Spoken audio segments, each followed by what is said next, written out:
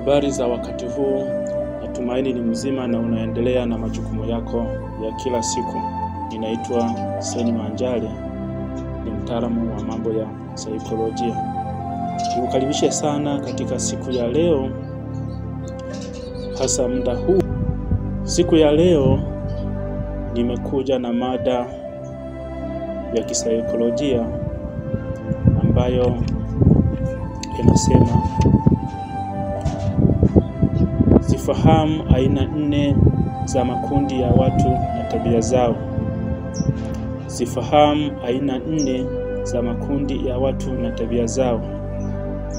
Hili somo litakupa uwezo mkubwa sana wa kufahamu aina za watu tofauti tofauti. Litakupa uwezo wa kufahamu aina za watu na tabia zao ambazo wamezilisi kutoka kwa wazazi wao. Katika makundi haya ambayo ni 4 ninayoenda kuyazungumzia, kila mmoja lazima aangukie kwenye kundi hili, na kila mmoja lazima awe na tabia, lazima awe na hisia pamoja na vitendo ambavyo amevirisi kutoka kwa mzazi wake. Makundi haya ambayo ni 4, kundi la kwanza linaitwa sanguine. Kundi la pili linaitwa choleric. Kundi la tatu linaitwa melancholy. Na kundi la mwisho ambalo ni la 4 linaitwa phlegmatic. Tutaangalia makundi mawili ya mwanzo ambayo ni sanguine pamoja na choleric. Na baada ya hapo, kipindi kinachofuata au hatua inayofuata, tutaangalia makundi ya melancholy pamoja na phlegmatic.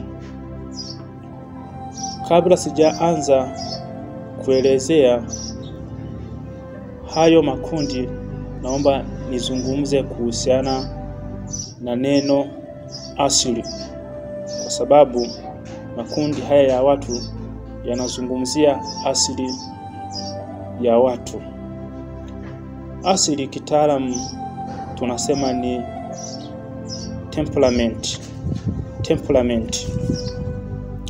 Kisaikolojia hili neno linamaanisha asili ya mtu ambayo inamfanya afikiri, atende pamoja na kufanya matendo mbalimbali kulingana na kwamba hizi tabia amezilisi kutoka kwa wazazi wake wawili. Aidha matendo yake amelisi kutoka kwa mama au kutoka kwa baba yake. Neno hili asili lilizungumzwa na fizikiani wawili ambao ni Galen pamoja na Hippocrates. Hawa ni Wagiriki. Wataalamu hawa wanasema kwamba ukijua asili yako itakusaidia pia kujua mienendo na tabia zako, na hivyo itakusaidia katika maisha yako ya kila siku. Ukiwa kwenye shughuli mbalimbali, wewe kama ni mwalimu, wewe kama ni dokita, kama wewe ni mfanyabiashara, kama wewe ni mwendesha magari, shughuli yoyote tu ambayo unaifanya, ikiwa utajua asili na tabia yako, ikiwa utakuwa unajua kundi lako, itakusaidia sana kwenda na utaratibu mzuri. Kuna watu wanapata changamoto tofauti tofauti kwa sababu hawajui makundi yao ni yapi, na hivyo wanashindwa kuendana na watu wanaowachagua katika maisha yao. Tuchukulie mfano tu, wewe ni mwanaume na unahitaji kuchagua mchumba. Haujui kundi lako ni lipi, hivyo itakuwa ni ngumu sana kujua tabia zako ambazo zimetokana na asili, na hivyo inaweza kukupelekea ukachagua mwanamke ambaye haendani kabisa na tabia zako. Na hivyo mnapokuwa mmefikia hatua ya kuoa, inakuwa ni rahisi sana kuwa na migogoro, kwa sababu wewe tabia zako hauzijui na huyo uliyemwoa tabia zake hauzijui. Kundi la kwanza linaitwa sanguine. Watu waliopo katika kundi hili kwanza huwa ni watu ambao wanapenda kuzungumza sana. Ni watu ambao wanapenda kuzungumza mambo mbalimbali wanapokutana na watu mbalimbali wanaowazunguka. Hivyo tunaweza tukasema kwamba hawa ni watu ambao ni wacheshi. Wanapenda sana kukaa karibu na watu. Wanakuwa ni watu waongeaji sana. Yaani wanapenda kuongea sana. Wanapenda kuunda urafiki kwa urahisi sana. Anaweza kawa ni mtu ndio kwa mara ya kwanza amefika eneo fulani. Ni mgeni kabisa, hakuna mtu ambaye anamfahamu. Lakini anapofika katika eneo hilo inakuwa ni jambo lepesi sana kwake kuwa na urafiki, kuzungumza, kuwa na ushawishi wa kuzungumza na watu. Ni watu ambao wanapenda kuchochea watu wengine wafanye shughuli. Ikiwa huyo mtu ambaye ni sanguine ana rafiki yake ambaye anakwama katika mipango mbalimbali, anaweza akamtia nguvu, akamtia hamasa, akamwambia kwamba wewe unaweza katika hii shughuli, na hivyo unatakiwa uendelee kupambana. Fanya mipango mbalimbali ya kuhakikisha kwamba mambo yako yanakaa sawa. Tuangalie uimara wa tabia za watu ambao wapo katika kundi hili la sanguine. Moja, ni watu ambao wanaunda urafiki kwa urahisi sana. Tabia ya pili ni wepesi sana wa kusamehe. Kama amefanya kosa na akaona kabisa kwamba amefanya kosa, anaweza kaomba msamaha kwa huyo mtu. Lakini pia hata kama yeye mtu mwingine amemkosea, anaweza akasema kwamba ndugu yangu umenikosea sana, na hivyo tunaomba tuyazungumze haya mambo. Tunatakiwa tupeane msamaha kwa mambo mabaya ambayo yamejitokeza, na hivyo inakuwa ni rahisi maisha kuendelea. Jambo la tatu, wana tabia ya kutofikiria sana juu ya mambo. Yaani hata kama mambo yanaenda vibaya, hata kama umemwambia mambo mabaya ambayo hayapendezeshi, kwake sio shida. Anaweza akachukulia kawaida tu. Anaweza akaanza kutafakari kwamba sasa kwa nini umenifanyia hiki. Tabia ya 4, aina hii ya watu aina ya sanguine wanapenda ubunifu sana. Wanapenda kuweka mambo katika hali ya kuvutia. Kwa hiyo kama ni mwanamke ana mji wake, anaweza kawa ni mtu ambaye anapangilia mazingira ya ndani vizuri. Kama kuna vyombo anaweka mahali pake, kama kuna meza, kuna viti, anavipamba kwa vitambaa vyenye maua tofauti tofauti. Tabia ya 5, aina hii ya watu aina ya sanguine wana huruma sana. Mtu anaweza akawa ana matatizo, akienda kuyaeleza hayo matatizo kwa mtu aina ya sanguine, anaweza kumsaidia.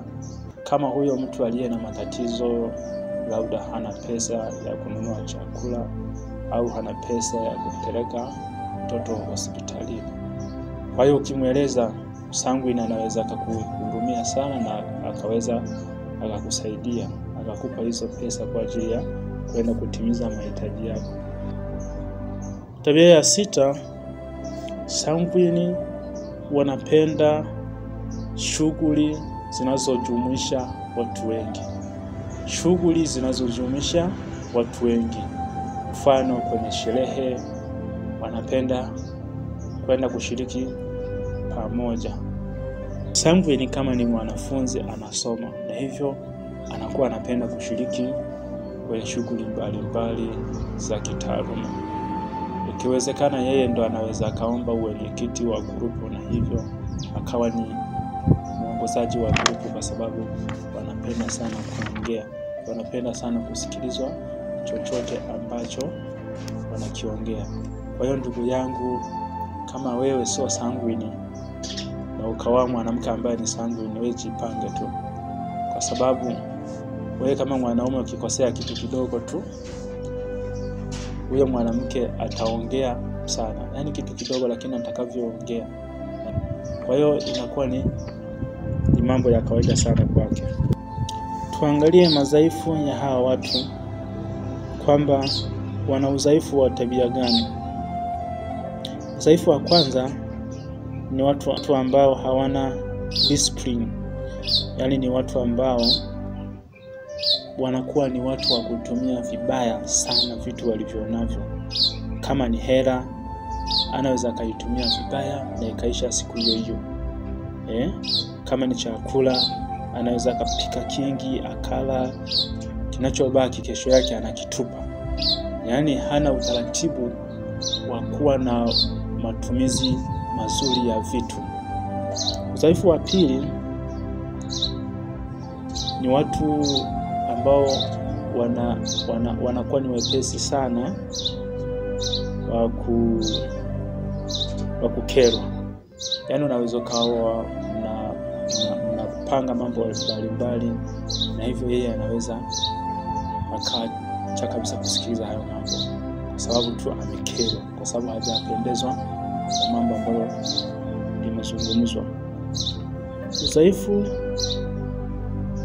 wa tatu, sanguine ni wasahilifu sana. Ni watu ambao wanasahau sana. Unaweza kumwagiza fanya 1 2 3, na hivyo akawa ni mwepesi tu wa kusahau. Udhaifu wa 4, sanguine ni watu ambao hawako imara, yani wako unstable. Ni wepesi sana wa kubadilika kulingana na mazingira. Kwa hiyo mnaweza mkakubaliana kwamba muda fulani tukutane kwa ajili ya discussion kama ni wanafunzi. Yeye anaweza akafika huo muda ameshabadilisha mambo, au ameenda kwenye sherehe ya kuzaliwa ya rafiki yake. Hiyo ndio ilikuwa maana ya kundi la kwanza ambalo ni sanguine. Kundi la pili la watu wanaitwa choleric. Watu ambao wapo katika kundi hili wanakuwa ni watu ambao wanapenda sana mpangilio wa mambo. Yani kwenye mambo ambao wameyapangilia yanakuwa na malengo kuhakikisha kwamba wanafanikiwa kitu ambacho wamekipanga. Ni watu ambao wanafikiri sana wanapotaka kuanzisha jambo, au ukiwaambia jambo fulani, wanakuwa ni watu wa kufikiri sana.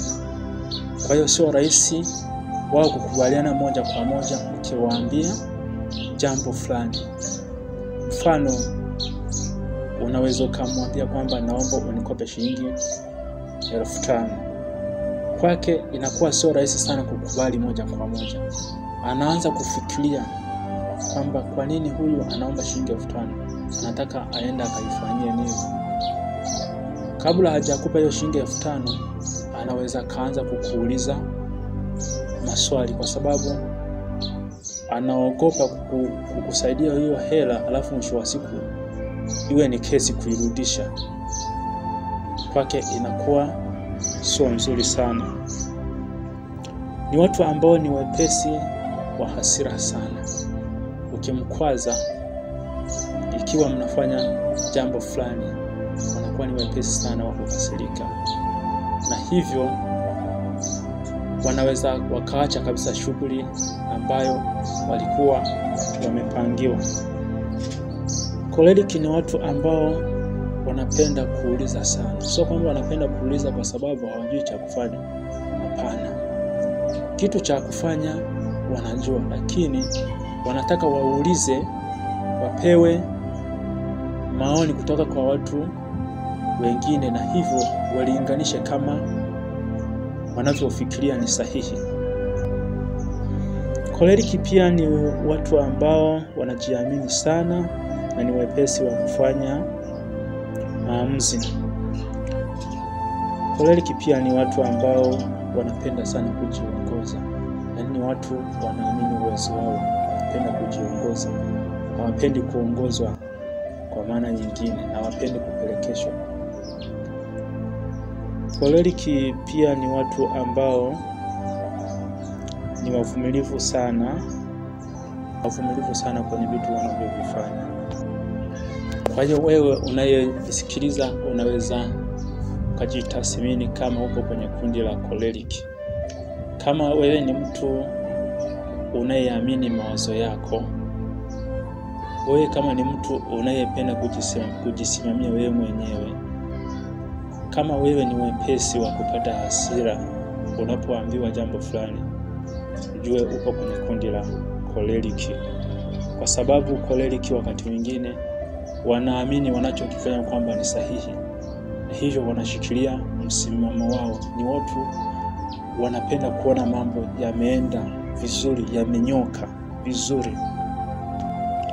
Tuangalie uimara wa tabia za watu walioko kwenye kundi la koleriki. Strengths of koleriki. 1. Koleriki ni watu ambao hawapendi kukata tamaa. Jambo la pili, koleriki ni watu ambao wanapenda kutatua matatizo, yani problem solver. Hawapendi kabisa kusongwa na matatizo. Kama tatizo litajitokeza, na hivyo wanakuwa ni wepesi sana wa kutatua. 3, watu walioko kwenye kundi hili sio wepesi wa kuchoka. Yaani katika shughuli wanazoifanya sio wepesi sana wa kuchoka sana. Kama wanajishughulisha na masuala ya biashara mbalimbali, sio wepesi wa kuchoka. Ni watu wa kujituma sana, wanaamka asubuhi na mapema kwenda kufanya shughuli zao. Pia ya 4, koleriki wanapenda sana kupanga mipango. Yaani hawa ni wazee wa mipango. Kwa hiyo kama una rafiki yako yupo kwenye kundi hili la koleriki, wewe jiandae kila siku kuwa mnakaa vikao tu mnazungumzia mipango.